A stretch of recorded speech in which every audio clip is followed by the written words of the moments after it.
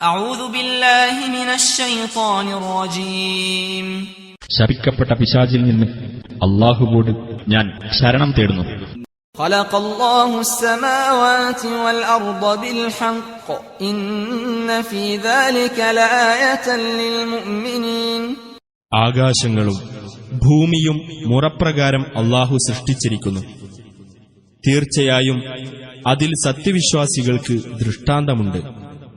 اتل ما أوحي إليك من الكتاب وأقم الصلاة إن الصلاة تنهى عن الفحشاء والمنكر ولذكر الله أكبر والله يعلم ما تصنعون.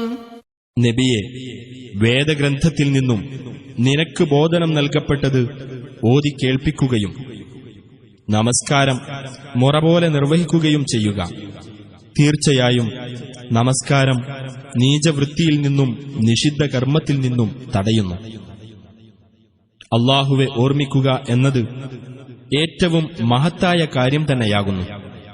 നിങ്ങൾ പ്രവർത്തിക്കുന്നതെന്തോ അത് അല്ലാഹു അറിയുന്നു.